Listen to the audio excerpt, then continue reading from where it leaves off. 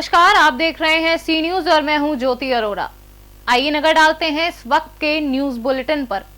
अलीगढ़ में कोरोना महामारी को देखते हुए सभी प्रकार के त्योहारों में जुलूस व सामूहिक रूप से कार्यक्रम आयोजनों पर इलाहाबाद हाईकोर्ट द्वारा सख्ती से प्रतिबंध लगाने के आदेशों का पालन कराते हुए मुस्लिम बाहुल इलाकों में भारी पुलिस बल की तैनाती की गई है। साथ ही मजिस्ट्रेट व डीएसपी ने अपनी मौजूदगी में फ्लैग मार्च किया। देखिए, मुहर्रम को लेकर के हमारी पूरी तैयारी है। जैसा कि शासन ने भी निर्देश दिया और हाईकोर्ट ने बताया कि किसी भी तरह का मुहर्रम का जुलूस नहीं निकलेगा। अब ये बात का इसलिए है हम लोग प्रतिबद्ध हैं कि कोई भी मुहर्रम का जुलूस नहीं निकलेगा, कोई भी ताज़ा दफन नहीं होगा। जिन लोगों को अपना ये त्यौहार मनाना है अपने घर में मनाएं और हम लोग पूरा प्रयास करें, हम और पुलिस दोनों मिल करके कि पूरे अलीगढ़ में और इस पूरे क्षेत्र में शांति व्यवस्था कायम रखें, लोग खुशी खुशी अपने घरों में त्यौहार मनाएं। अलीगढ़ से सीनू संवाददाता संजीव शर्मा की रिपोर्ट।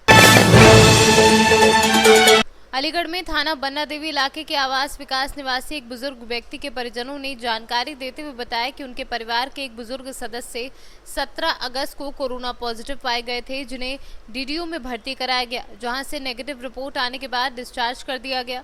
घर आकर 2 दिन बाद बुजुर्ग व्यक्ति को पैरालाइज हो गया, जिन्हें एक निजी अस्पताल में भर्ती कराया गया तो वहां फिर से कोविड पॉजिटिव पाए गए, लेकिन उसे निजी अस्पताल ने कोविड पॉजिटिव आने पर उपचार देने से इनकार कर दिया।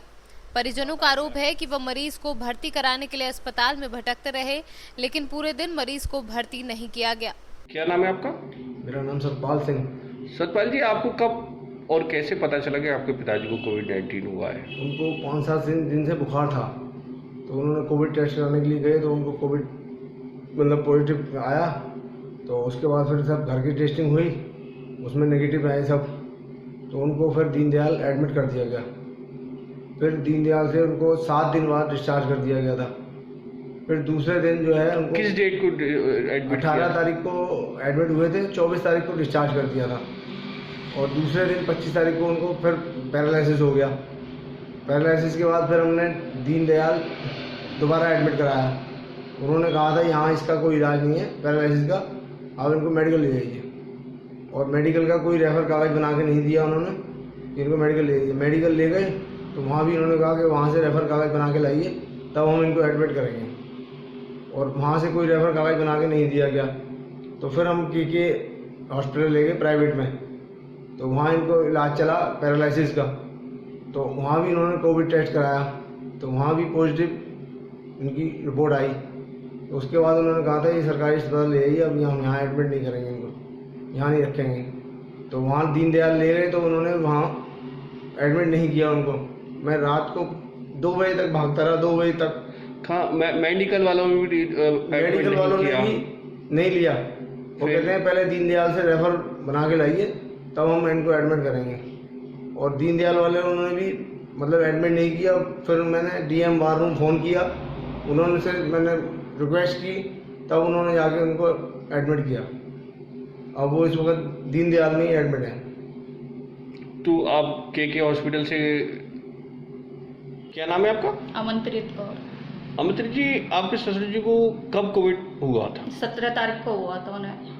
फिर क्या किया? 17 तारीख को वो सरकारी हॉस्पिटल में चेक करवाने गए तो वहाँ पॉजिटिव निकल आया। उन्हें फिर 28 तारीख को यहाँ से ले गए दीनदयाल हॉस्पिटल। वहाँ उन्होंने हफ्ते भर रखा उन्हें। वहाँ से फ़ोन आया हमारे पास कि इनकी नेगेटिव रिपोर्ट आ गई है, आप इन्हें यहाँ से फटाफट ले जाइए। अब हम लोग वहाँ से ले आए। दूसरे दिन वो ठीक ठाक बैठे रहे, कुर्सी पे बैठे बैठे ही उन्हें पैरालाइज हो गया।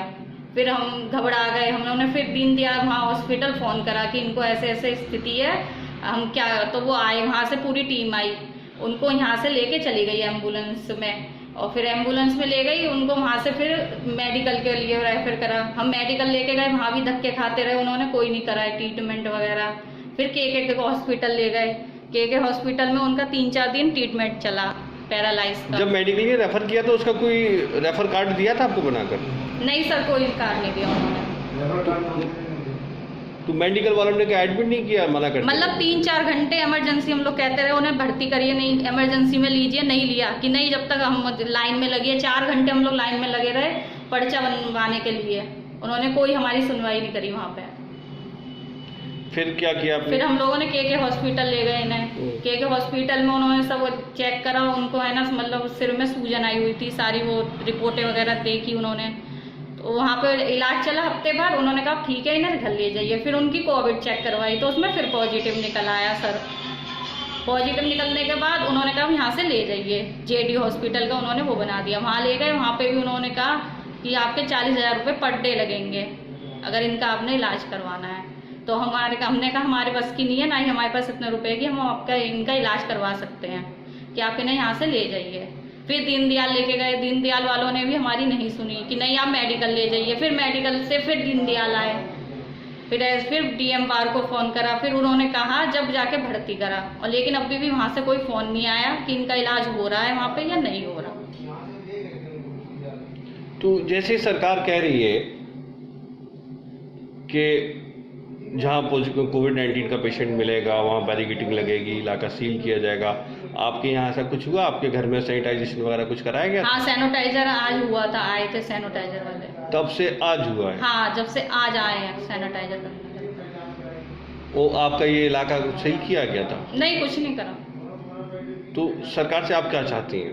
मतलब उनका इलाज मतलब ठीक से जल्द ठीक करा जाए। पैरालाइज के वो वैसे ही मरीज हैं, अगर उन्हें कोई कल को बात हो जाती है तो कौन जिम्मेदार होगा इसका? या तो वहाँ से वो मेडिकल के लिए रेफर करें, ये कहीं के लिए करें। मैं doctor A B Singh, CMS Deendayal अस्पताल अलीगढ़। सर, एक मामला प्रकाश में आया है, पेशेंट दिलीप सिंह नाम के 17 अगस्त को एडमिट हुए थे, जिनको 24 अगस्त को रेफ़र कर दिया गया, यहाँ से डिस्चार्ज कर दिया, और वो फिर दोबारा से पॉजिटिव आई। क्या मामला है, थोड़ा बताएंगे? हाँ, इनको यहाँ पे 18 तारीख को भर्ती किया गया था। उसके बाद 24 तारीख को इनको डिस्चार्ज के साथ में रेफ़र कर दिया गया था। इनको हार्ट प्रॉब्लम थी, इनकी कोविड रिपोर्ट नेगेटिव आ गई। तो रिपोर्ट नेगेटिव आने के बाद हम मरीज़ को यहाँ से डिस्चार्ज कर देते। क्योंकि हार्ट की प्रॉब्लम थी इसलिए इनको रेफ़र किया था कार्डियोलॉजिस्ट के लिए। उन्हें ये पता चला है कि इन्होंने बाहर रिपोर्ट कराई तो वो पॉजिटिव आई है, तो दोबारा यहाँ भर्ती करके हम दोबारा इनकी RT-PCR जाँच कराएँगे, तो देखते क्या है। अलीगढ़ से सीनू संवाददाता संजीव शर्मा की रिपोर्ट। अलीगढ़ निवासी गन्ना अरोड़ा पुत्री तिलकराज अरोड़ा निवासी मसूदाबाद ग्रैंड सुरजीत के सामने हिमालय टेलर के बराबर वाली गली को शाम को 6 बजे वह अपने घर से बाजार की ओर जा रही थी। रास्ते में ही उसके पीछे आदिल पुत्र फरीद नाम का युवक पीछा करने लगा, जो कि गुरु ढाबे के पास का निवासी है। वह उसके पीछे आया और एकदम उसके हाथ पकड़ लिया, उसे अपनी तरफ खींचा और अश्लील हरकत करने लगा। और किस तरह का मामला है? मेरा नाम हेमंत कुमार गर्ग है, मैं जिलाध्यक्ष हूँ महाराजा कृष्ण समिति जिला व्यवसाय का। हमारे रघुवीपुरी स्थित मसूदाबाद चौराहे पे हिमालय टेलर के बराबर वाली गली में एक अरोड़ा परिवार रहता है। ये परिवार में एक हमारी आंटी हैं, इनकी एक बेटी है, एक बेटा है। ये तीनों लोग अकेले रहते हैं परिवार में। इन्हीं के गली में ही गुरु ढाबे के बराबर वाली गली में कोई मुस्लिम युवक काफ़ी समय से इनके परिवार को परेशान कर रहे हैं, बदतमीजी कर रहे हैं और जाट से मारने की धमकी देते हैं और इनसे इतनी अभद्र बातें करते हैं। इनकी लड़की पर हफ्तियाँ कसते हैं, निकलते वक्त छेड़खान करते हैं और इनकी माताजी को टॉर्चर करते हैं कि अगर तुम अपनी लड़की की शादी मेरे साथ करा दो या अपनी लड़की को मेरे साथ भेज दो। इसी चक्कर में इनके कल विरोध करने के बावजूद उनके घर में घुस आए। इन्होंने जब समझाया तो उनके बेटे के संग उन्होंने मारपीट कर दी, बहुत बुरी तरह मारा है और इस माँ से ये कहा है अगर तुम्हें इस इलाके में चैन से रहना है तो तुम्हें वही सब बातें करनी पड़ेंगी जो हम मानेंगे। इन्होंने हमसे मदद मांगी। हम पूरी समिति द्वारा यहाँ थाने में आए हैं, बन्ना देवी थाने में SSI से हमें बात की है और हमने उनसे कहा है कि हमें इसमें लापरवाही नहीं चाहिए। हमें उन लोगों को आपको थाने से क्या आश्वासन दिया? थाने में हमें आश्वासन ये मिला है कि 1 घंटे के अंदर वो सारे लड़के अरेस्ट होंगे जिन्होंने उनके साथ बदतमीजी की है, जो उनकी लड़की का निरंतर दुर्व्यवहार कर रहे हैं, शोषण कर रहे हैं।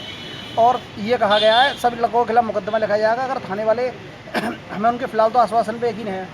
अगर 1 घंटे में अगर उनकी गिरफ्तारी नहीं होती है तो अगला कदम तुम्हारा क्या रहेगा? आज यहाँ 100 लोग मौजूद हैं, 200 लोग इकट्ठे होकर हम आज शाम को इस थाने को पूरे को घेर लेंगे और इस तरीके से किसी मुसलमान युवक द्वारा इसके परिवार के साथ शोषण होने नहीं देंगे।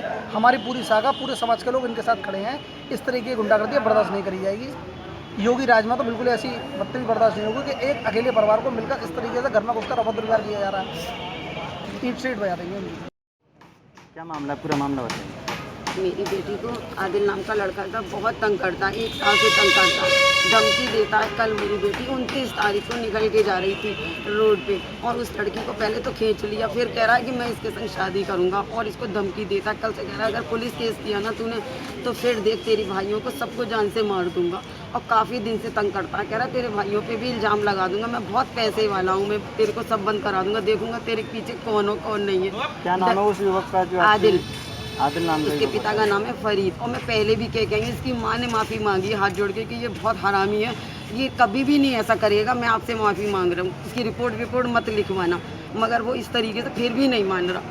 आज कहाँ पर आए हुए हैं आप? हार के मैं थाने पर आई हूँ, उनसे मैं हाथ जोड़ के विनती करके कि मेरी बेटी की रक्षा कीजिए, मैं गरीब परिवार की बेटी हूँ। थाने से आपको क्या आश्वासन दिया गया है? मेरे को यहाँ पर बहुत सारे भाइयों वगैरह सबसे आश्वासन दिया गया कि हम आपकी बेटी की रक्षा करेंगे, मगर मैं ये डरती हूँ कि मेरी बच्ची को कल को कहीं कुछ कर ना दिया जाए, इसीलिए और डरती हूँ मैं। अलीगढ़ से सीनू संवाददाता संजीव शर्मा की रिपोर्ट। इस वक्त के न्यूज बुलेटिन में फिलहाल इतना ही। देश और दुनिया की तमाम बड़ी खबरों के लिए आप देखते रहिए सी न्यूज, हर खबर आपके साथ, आपके हाथ।